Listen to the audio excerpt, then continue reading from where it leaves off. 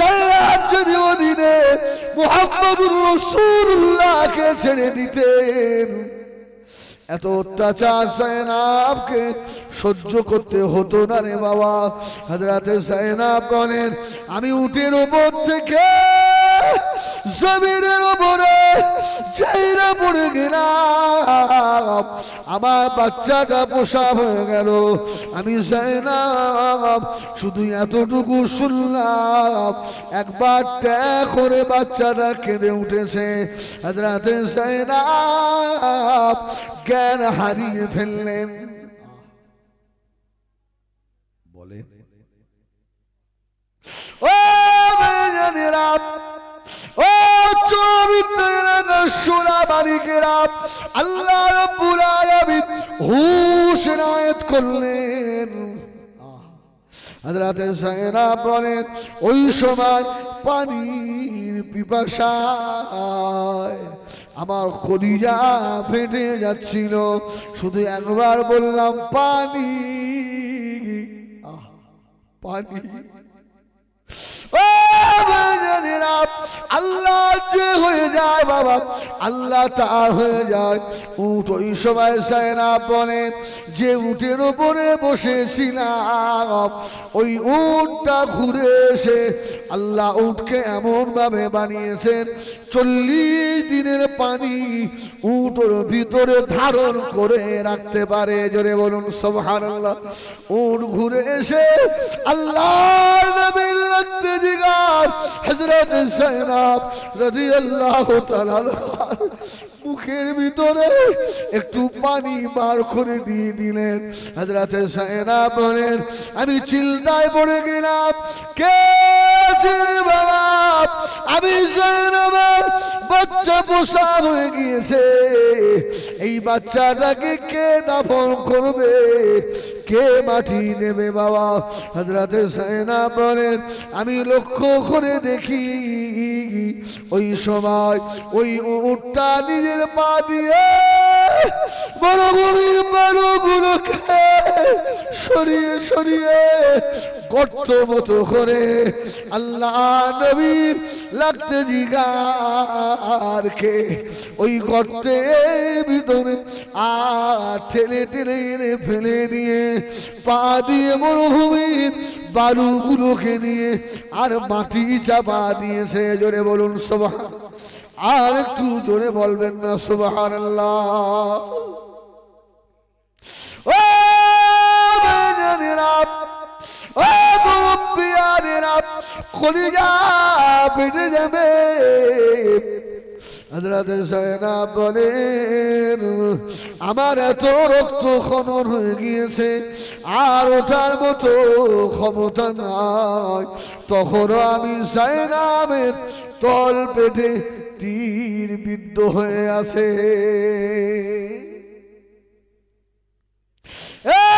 মুসলমানের ঘরের ছেলেরা মেয়েরা, কত নির্যাতন জায়নাবের উপরে হয়েছে শুধু কোরআনের খাতিরে। জায়নাব বলে, আমার তীর তখনও পেটে ব্যথা চলছে, আল্লাহ আমার তীরকে বার করে দেবে। আল্লাহ, এই মরুভূমির মাঝখানে তো বলার কেউ নাই, কে হবে আল্লাহ? ও মেয়েরা, হযরত জায়নাব বলেন, উটটা ঘুরে এসে আমি জায়নাবের তীরটাকে কামড়ে ধরে আর টেনে বার করে দিয়েছে। জোরে বলো, একটু জোরে বলে না, একটু জোরে মোহাব্বতে বলে না। একবার বলেন ইয়া রাসূলুল্লাহ, আরে জোরে বলেন ইয়া রাসূলুল্লাহ। হিকমা মিশনের ভক্তরা, আমি হিজবুল্লাহ এখনই বিদায় নিয়ে চলে যাব, তবে বাবা এক ফোঁটা চোখের পানি আল হিকমা মিশনের এই মাঠে ফেলে দিয়ে যান। এই মাটি যেন ময়দানে মাশরে আমাদের জন্য সাক্ষী হয়ে যায়। আল্লাহ যদি চান এই চোখে পানির বাবার খাতে আল্লাহ যদি খুশি হয়ে যান আমার রাসূলে পাকের দিদারও হয়ে যেতে পারে।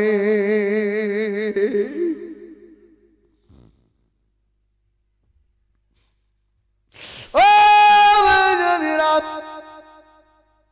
ও মুরব্বিয়ানেরা হযরত যায়েনব বলেন পেটে তীর বার হয়ে গেল আমি উটের উপরে উঠবো কি করে?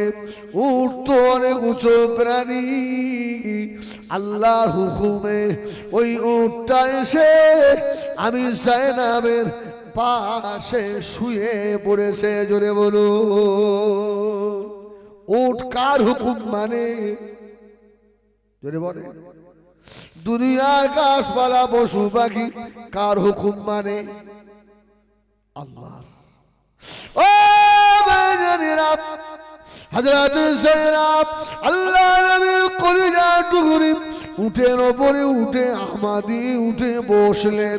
উট দাঁড়িয়ে গেল হেলে দুলে মদিনা শরীফের দিকে নিয়ে চলে যাচ্ছে। কি আল্লাহ নবী হুজরা শরীফের ভিতরে আল্লাহ নবীর কলিজা কাঁদে, ঘরের ভিতরে বসে থাকতে পারে না।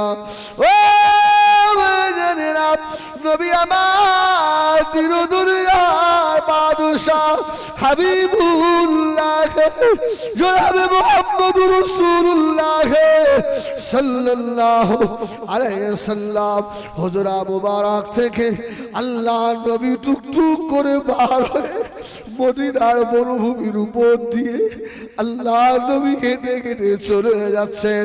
আল্লাহ নবীর নজরে পড়ে গেল বহুদূর থেকে যেন একটা উট আসে, ওই উটের ওপরে একজন কাফেলা বসে আছে। ও ভাইজানেরা ও মুরব্বিয়ানেরা হযরত আল্লাহ নবী আগে যেতে লাগলেন, যায়েনবের উট আগে আসে। আল্লাহ নবী খেয়াল করে দেখেন ওই উটের উপরে অন্য কেউ নাই রে, উটের উপরে আমার খাদিজার কলিজার টুকরি আমি রাসূলুল্লাহ নয়নের পুতুলি আমার যায়েনব রক্তাক্ত অবস্থায় পড়ে রয়েছে। আল্লাহ নবী টুকরে কেঁদে ফেললেন। ও ভাইজানেরা নবী আমার ছুটে গিয়ে হাত দুটো বাড়িয়ে দিলেন। ও মা যায়েনব এসো মা, আমার কোলে এসো মা, আমার বুকে এসো মা, কে তোমার সেবা করবে মা? তোমার মা খাদিজাকে মক্কায় রেখে চলে এসেছি মা, কে দেখবে মা? তোমার অপরাধ হলো এতটুকু, লা ইলাহা ইল্লাল্লাহ মুহাম্মাদুর রাসূলুল্লাহ, এছাড়া আর কোনো অপরাধ নয়। আল্লাহ নবী যায়েনবকে বুকে করে নিয়ে হুজরা শরীফের ভিতরে শোয়ালেন। আল্লাহ নবী খেদমত করছেন যায়েনবের। ভালো হয় না বাবা, যায়েনবের দিন দিন খারাপ অবস্থা। আল্লাহ নবী 1 তারিখে আস্তে আস্তে গিয়ে যায়েনবের ঘরের ভিতরে প্রবেশ করলেন। মা যায়েনবের পাশে বসে আল্লাহ নবী নূরে দুটো হাত দিয়ে যায়েনবের মুখে হাত বোলাচ্ছে। বা যায়েনব কেঁদো না মা, কেঁদো না মা যায়েনব, দুঃখ নিও না মা যায়েনব। শুনে রাখো আমার তোমার আব্বা রাসূলুল্লাহকে আল্লাহ পাক বড় দায়িত্ব দিয়ে পাঠিয়েছে। জোরে বলুন সুবহান, আর একটু জোরে বলুন সুবহানাল্লাহ। ও যায়েনব বাড়িতে থাকলে হবে না, আল্লাহ আমাকে দিনের দায়ী করে পাঠিয়েছে। মা যায়েনবের বদরের যুদ্ধ যুদ্ধের ডাক এসে গিয়েছে, আল্লাহর কোরআন বাঁচাতে হবে মা, কলেমার পতাকা উঁচু করে ধরতে হবে মা। আমি চলে গেলাম মা। হযরতে যায়েনব আল্লাহ নবীর মুখের পানে তাকিয়ে বলেছিল, আব্বা জান, যায়েনবের জনমের মতো যায়েনবকে দেখে নেন, বদরের যুদ্ধ থেকে এসে আর দেখা হবে না।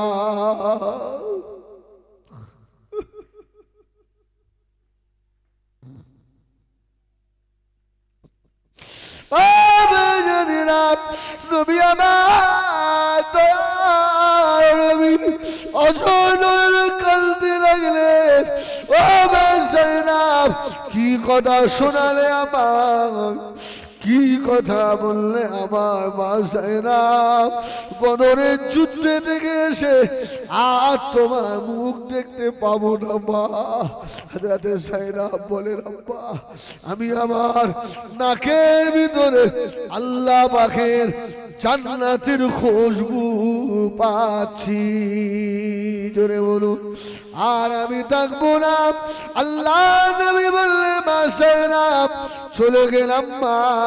আল্লাহ নবী যায়েনবের কাছ থেকে বিদায় নিয়ে ঘরের দরওয়াজা তখনও পার হলো না, পিছন দিক দিয়ে আওয়াজ আসছে, ইয়া রাসূলুল্লাহ, ইয়া হাবিবাল্লাহ, হুজুর আপনি একবার পিছন দিকে তাকান, আপনার মা যায়েনব চিরতরের মতো আল্লাহর ডাকে সাড়া দিয়েছে, আর যায়েনব দুনিয়ায় নাই। ও মুরব্বিয়ানেরা, ও সোনা মালিকেরা, নবী আমার দয়ার নবী গো, আবার ঘুরে এসে এত কান্না কাঁদছিলেন, আল্লাহ নবীর মুবারক চোখের পানিতে দাড়ি মুবারক ভিজে যাচ্ছিল। সাহাবায়ে কেরামেরা আল্লাহ নবীকে ধরলেন, ইয়া রাসূলুল্লাহ, ইয়া হাবিবাল্লাহ, হুজুর আপনি কাঁদতে মানা করেন, হুজুর আপনি কেন কাঁদেন?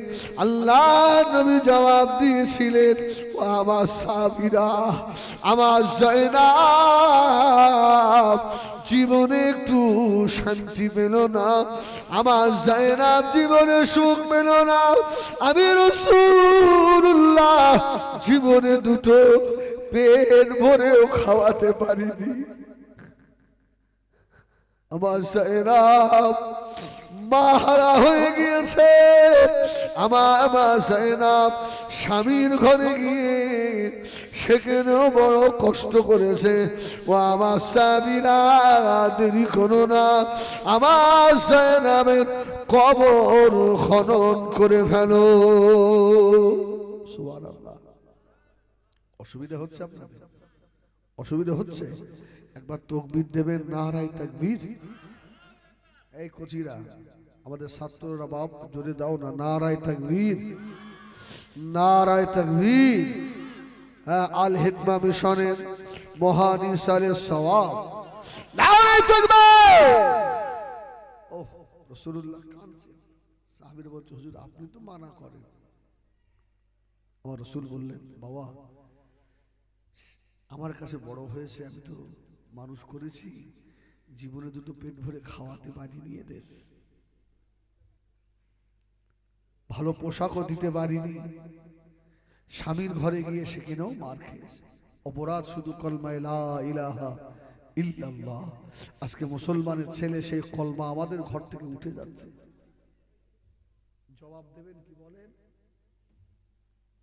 ও ভাইজানেরা, নবী আমার দিন দুনিয়া বাদশা হাবিবুল্লাহ জনাবে মুহাম্মদুর রাসূলুল্লাহ সাল্লাল্লাহু আলাইহি ওয়াসাল্লাম আল্লাহ নবী বললেন আমার জায়নাবের গোসলের ব্যবস্থা করে ফেলো আমার জায়নাবের জানাজা নামাজ আমি রাসূলুল্লাহ নিজে পড়াবো আল্লাহ নবী আস্তে আস্তে হযরত জায়নাবের কবর খনন করা হয়ে গেল আল্লাহ নবী কবরের দানে গিয়ে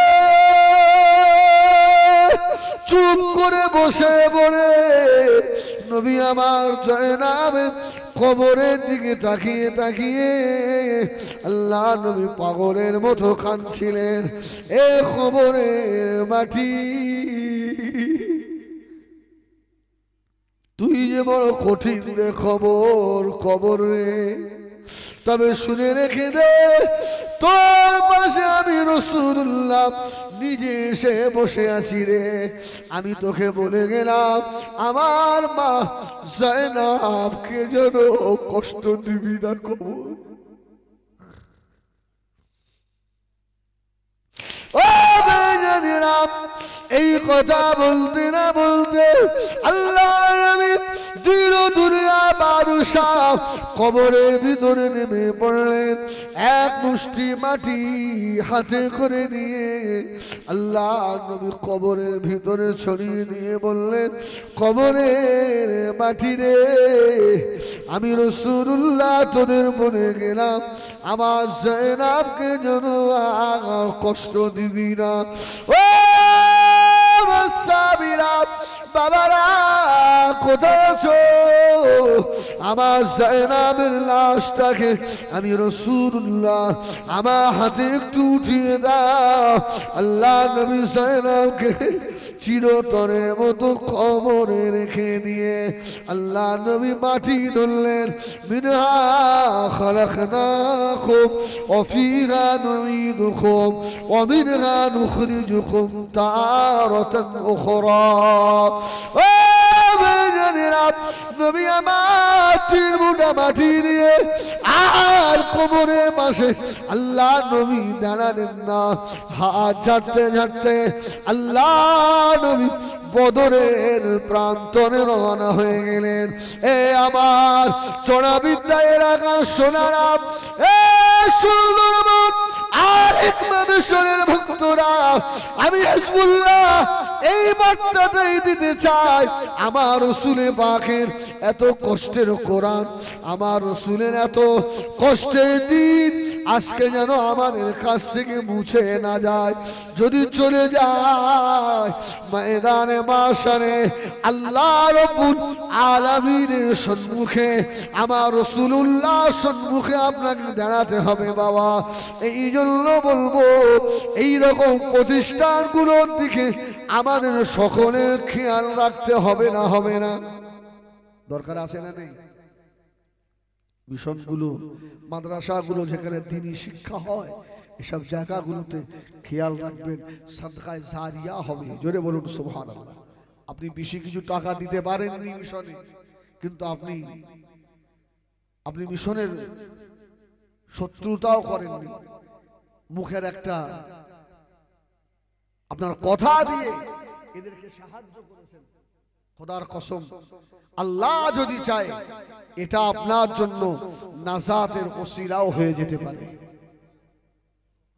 বলেন ঠিক কি না জীবনে তো আমল কিছু নেই অন্তত ভালো কাজের সঙ্গে আমরা জড়িয়ে থাকি বিশেষ করে আমার খুব মহব্বতের মানুষ এই দেখেন আমাদের কামাল উদ্দিন ভাই আমি বাংলাদেশে একজন আলেম আছে খুব বড় আলেম মাওলানা কামাল উদ্দিন জাফরি আমি ভাইকে মহব্বত করে দেখি ও কামাল উদ্দিন জাফরি হ্যাঁ এরকম ছেলে দরকার আছে না নাই হ্যাঁ আল্লাহ যোগ্যতা দিয়েছে কি আল্লাহ শুকর হ্যাঁ আমার হাবিব সাহেব আছেন আমাদের ডাক্তার আব্দুল্লাহ মারুফ সাহেব আমাদের কম মানে আল হিকমা মিশনের যত সদস্য কমিটি আমরা আছি আমি একটু আগেই বার্তা দিচ্ছিলাম আপনারা ইউটিউব খুলবেন আমি বহু জায়গায় আল হিকমা মিশন নিয়ে আমি জলসাও করেছি হ্যাঁ আজকে আপনি শোনাবানি আমার সেদিনে এই মিশনে দাঁড়িয়ে আমার চোখের পানি পড়েছিল বুঝছেন না? একটা 20 আনা বাচ্চা আমার সেদিন মনে হয়েছিল এই মিশন যদি কবুল হয় ওই বাচ্চাটার জন্যই কবুল হবে।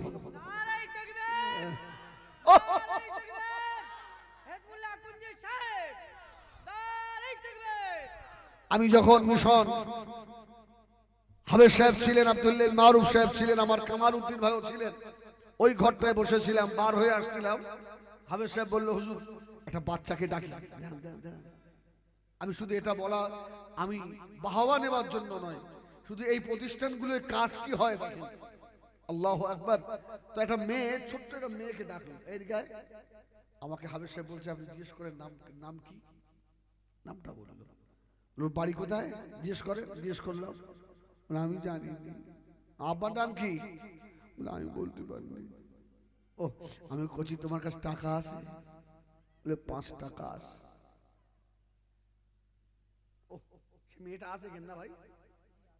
আছে। বলছে আমার কাছে 5 টাকা আছে। আমি একটা 500 টাকার নোট বার করে মেয়েটার হাতে দিয়ে মাথায় হাত দিয়েছিলাম, আর সেদিন আমার চোখের পানি পড়েছে যে আল্লাহ আমার রাসূল এরকম এতিম ছিল। এই জন্য রাসূলুল্লাহ বলেছেন, কোন এতিমের মাথায় হাত রাখবে তো ওর মাথায় হাতের তালুর তলায় যতটা চুল পড়বে আল্লাহ আপনার নামে আমালে অতটা নেকি আল্লাহ লিখে দেবে। জোরে বলুন সুবহানাল্লাহ। বলে এইসব প্রতিষ্ঠানগুলোর দিকে আমাদের খেয়াল রাখতে হবে না? আপনার বাচ্চাটাকে আপনি ভালো মিশনে ভালো জায়গায় দিয়েছেন, হ্যাঁ, লক্ষ লক্ষ টাকা খরচ করছেন, এসব এতিমগুলোর দিকে দেখবে কারা? জবাব দিতে পারবেন সেদিন আল্লাহর দরবারে। আমার ভাইরা, সোনা মানিকেরা, ও নওজওয়ান যুবকেরা, ও মুরব্বিয়ানেরা, মায়েরা, বোনেরা, বেটিরা, আমি হিজবুল্লাহ এই জন্য বলবো, জীবনে নফল আমল খুব বেশি না হলেও এসব দিনই প্রতিষ্ঠানগুলোর দিকে খেয়াল রাখেন। নিজে পয়সা না দিয়ে পারলেও কথা দিয়ে সাহায্য করুন। দুশ্মনী করবেন না। যদি দুশ্মনী করেন আল্লাহ আল্লাহ রসুলের সঙ্গে দুশ্মনী করা হবে।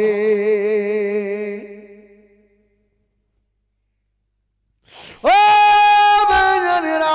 নবী আমার বলেছিলেন, ও আমার সাহাবীরা শুনে রাখো, খায়রুকুম মান তাআল্লামাল কুরআন ওয়া আল্লামা, যে ব্যক্তি কোরআন শেখে আর অপরকে শিক্ষা দেয় ওই ব্যক্তিগুলো হলো সর্বোত্তম ব্যক্তি। জোরে বলুন সুবহানাল্লাহ। আমি প্রায় জলসায় বলি, আমরা জলসা করি, লক্ষ লক্ষ টাকা বছরে কামাই করি, মিশনের শিক্ষকগুলো, মাদ্রাসার শিক্ষকগুলো বাবা 5,000 টাকা 10,000 টাকা বেতনে এইসব বাচ্চাগুলোকে মানুষ করে। আমি মনে করি আমি হিজবুল্লাহ আমার থেকেও এদের দরজা আল্লাহর দরবারে কোটি গুণে বেশি। সুবহানাল্লাহ। আপনাদের কাছ থেকেই নিয়ে তো আমরা ওদের দিই। এমনও হয়, এমনও মানুষ আছে যাদের কাছে গিয়ে হাত পাতলে 5টা টাকা দেয় তো 20টা কথা শুনিয়ে দেয়। আছে না? আর বাপ যদি না থাকে মিষ্টি ভাষায় বলে, আজকে হচ্ছে না ভাই, আল্লাহ যদি চায় আবার হবে। আপনি ওই রকম বড় কথা বলবেন না। আরে নদীর একুল ভাঙে অকুল গড়ে, এই তো নদীর খেলা। সকালবেলা ধনী রে তুই ফকির সন্ধ্যাবেলা।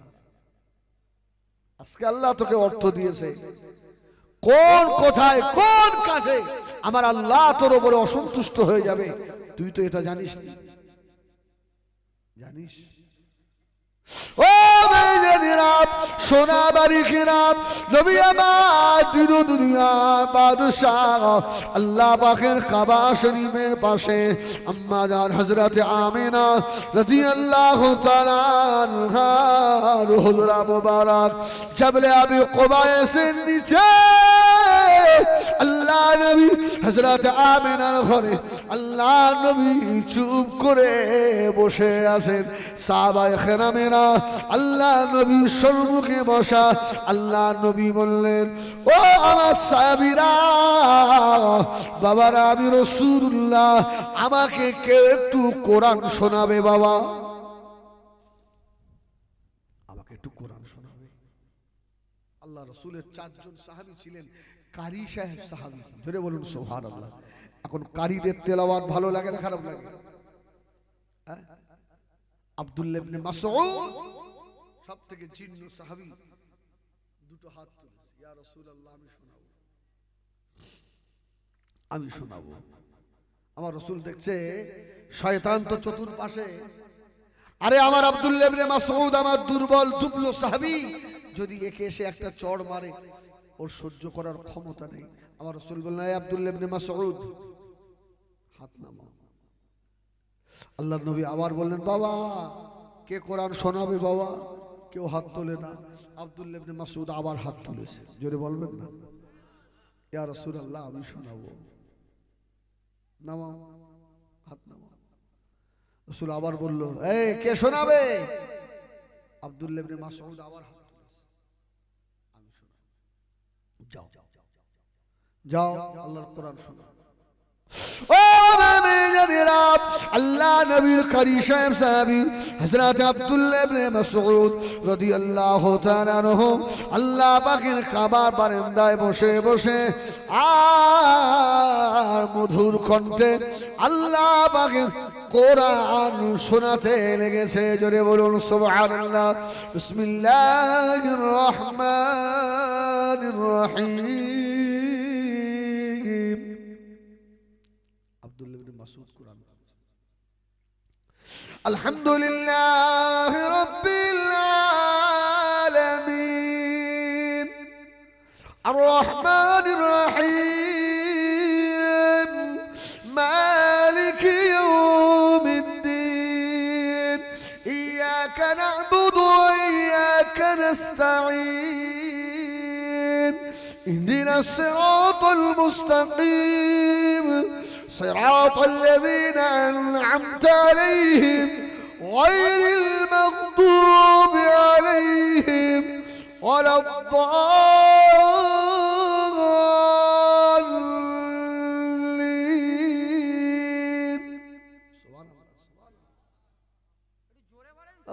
سبحان الله.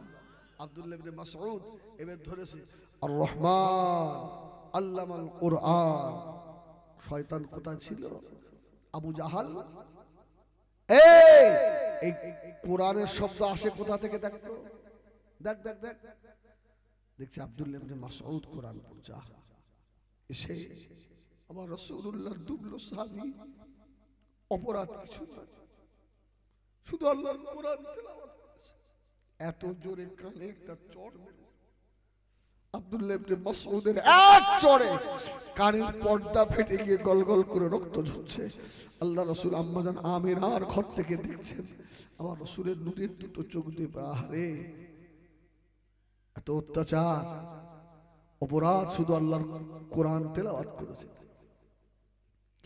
ও মেয়েরা, নবী আমার দিন দুনিয়ার বাদশাহ জনাবে মুহাম্মদুর রাসূলুল্লাহ সাল্লাল্লাহু আলাইহি ওয়াসাল্লাম কাবা শরীফের দিকে তাকিয়ে হযরত আব্দুল্লাহ ইবনে মাসউদ কান দিয়ে রক্ত ঝরে টুক টুক করে হেঁটে হেঁটে চলে আসছে। বাবা আল্লাহ নবী দেখতে পান হযরত আব্দুল্লাহ ইবনে মাসউদের পাশে হযরত জিবরাইল আমিন আলাইহিস সালাম হাসতে হাসতে আসছেন।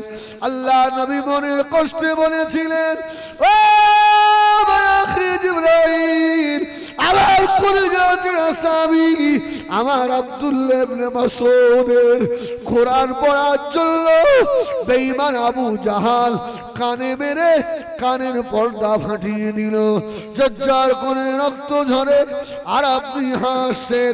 হযরতে জিবরাইল ওদিনে বলেছিলেন, ইয়া রাসূলুল্লাহ, ইয়া হাবিবাল্লাহ, এর জবাব আমি এখন দেব না, এর জবাব আমি পরে দেব। জোরে বলুন সুবহানাল্লাহ।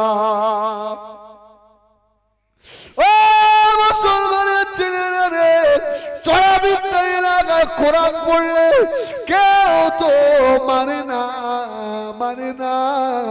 কেন তোমার ঘরের তাকে বসে বসে আল্লাহর কোরআন কেন কাঁদে? তোমার জবাব দিতে হবে না। আমার ভাই, আমি আর বেশি সময় দেবো না, আমি চলে যাব। বুঝলেন? জানেন তো আমরা দাওয়াতি আলেম, আমাদের নিয়ত খারাপ তো। আমি ভাইজান রিকোয়েস্ট করি, জানেন আজকে একটু সময় পেয়েছি, আপনার একটু খাদিজার কবরে রেখে আসার পরে কি নিদারুণ অবস্থা হয়েছিল সেই ঘটনাটা শুনবেন কি আপনারা? একটু জোরে বলেন, শুনবেন? নারে তাকবীর, নারে তাকবীর। হযরত মাওলানা আকমজি সাহেব, হিজবুল্লাহ আকমজি সাহেব। আমার ভাই কামালউদ্দিন কি আবদার করলো বলেন দিন, আমার ছোট ভাই তো, আর সত্যি ওকে আমি খুব ভালোবাসি। হ্যাঁ, অনেক সময় রাত্রে ফোন করে আমার খবর নেয়, ভাই কোথায় আছে? আমার তো রাত ভরা মানুষ। আমি ভাইয়ের কথা রাখতে গিয়ে 1-2 মিনিট একটু আলোচনা করি, তারপরে আমি নেমে যাব। ভাই আমার ভাইয়েরা, রাসূল পাক সাল্লাল্লাহু আলাইহি ওয়াসাল্লাম জীবনটাই দুঃখে ভরা, ঠিক কিনা ভুল বলেন? রাসূলের যখন কেউ ছিল না, তখন কিন্তু আম্মাজান খাদিজা রাদিয়াল্লাহু তাআলা আমার রাসূলের ঢাল হয়েছিলেন। সুবহানাল্লাহ বলবেন না? যখন খাদিজার সঙ্গে রাসূলুল্লাহ শাদী হয়ে গেল, মক্কার সব মানুষেরা খাদিজাকে ঠাট্টা করছে। একটা মক্কার ধনাঢ্য নারী হয়ে একটা এতিমকে বিয়ে করেছে, কিচ্ছু নেই, চাল চুলো কিছুই নেই। আহা, আম্মাজান খাদিজা মক্কা সব বড় বড় যাদের লিডার ছিল দাওয়াত করে একটা ঘরে ঢুকিয়েছে, ভালো করে খেতে দিয়েছে, আর আমার রসুলকে সঙ্গে করে নিয়ে গেছে। জোরে বলুন সুবহানাল্লাহ। খাওয়া কমপ্লিট, বলছে ঘরের দরজা বন্ধ করে দাও, ভয় হবে না? হবে না? এখন যদি আল হিকমা মিশন আমাকে, এটা আমারই মিশন, আমাদের মিশন, যদি ভাইরা আমাকে ঘরে ঢুকিয়ে ভালো করে খাইয়ে বলে ঘরের হুড়কোটাতে আর বাঁশটা নিয়ে আর ভয় হবে না? মক্কার যত ধনী মানুষ ছিলেন বলছে কি ব্যাপার রে? ওই সময় মাজার খাদিজাতুল কুবরা রাদিয়াল্লাহু তাআলা আনহা আল্লাহ নবীকে সম্মুখে দাঁড় করিয়ে দিয়ে বলেছিলেন, এই মক্কার বেঈমানেরা, তোদের কি একটু লজ্জা হলো না যে খাদিজার নামে এত দুললাম, এত বললাম খুললি রে, আমি ধনাঢ্য নারী হয়ে একটা এতিম ছেলেকে বিয়ে করেছি। মানুষেরা শুনে রেখে দাও, আমি খাদিজা আজ থেকে আমার যত সম্পদ ছিল আমার স্বামী মুহাম্মদুর রাসূলুল্লাহর কদমে দিয়ে দিলাম। সুবহানাল্লাহ। আমাদের 10টা টাকা বার করতে গেলে দুবার পকেটে হাত ঢোকায় আর বার করি, বা খাদিজার সব সম্পদ। এই আর তোমরা আমাকে বলবে যে খাদিজা একজন ধনী, আজকে আমি খাদিজা বললাম আমার স্বামী মুহাম্মদুর রাসূলুল্লাহ মক্কার সবথেকে ধনী। জোরে বলবেন না? এই জোরে বলেন না সুবহানাল্লাহ। আমি একজন গরিবকে বিয়ে করিনি, একজন ধনীকে বিয়ে করেছি। আমার রাসূল পাক খাদিজার সব সম্পদগুলো আল্লাহর দ্বীনের জন্য আল্লাহর রাস্তায় ব্যয় করেছিলেন। জোরে বলুন সুবহানাল্লাহ। খাদিজার জীবনে কত কষ্ট জানেন?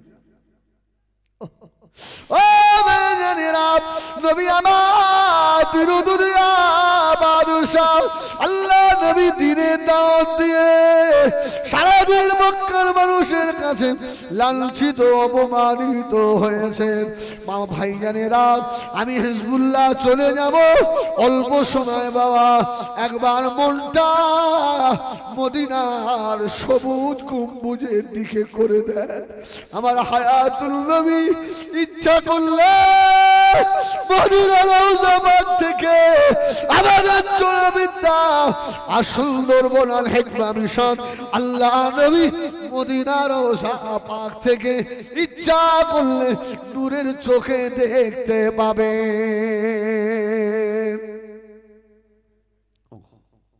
আল্লাহ নবী সারাদিন খরেমা দাওয়াত দিয়েছে। আম্মা জান খাদিজা ঘরের ভিতরে আল্লাহ নবী আস্তে করে ডাকলে বিবি খাদিজা। আম্মা জান খাদিজা বার হয়ে এলেন। ইয়া রাসূলুল্লাহ, ইয়া হাবিবাল্লাহ, ও আমার ভাইজানেরা, আল্লাহ নবী বলেছিলেন খাদিজা সারাদিন খাওয়া হয়নি, খাদিজা ঘরে কিছু খাবার আছে নাকি? আম্মা জান খাদিজাতুল কুবরা আল্লাহ নবীকে বলেছিলেন, ইয়া রাসূলুল্লাহ, ইয়া হাবিবাল্লাহ, এই যে প্লেটের উপরে একটা মাত্র খাজুর, এক গ্লাস জমজমের পানি, আর কিছু নাই। আল্লাহ নবী খাদিজার মুখের পানে তাকিয়ে বলেছিল, খাদিজা, আল্লাহ তোমাকে এত ধনরাশি দিয়েছিল, মুহাম্মদ সাল্লাল্লাহু আলাইহি ওয়াসাল্লামকে পেতে গিয়ে সব শেষ করে দিয়ে খাদিজা ভালো করো না, কাপড় দিতে পারলাম না। ও বিবি খাদিজা, তুমি খেয়েছো নাকি?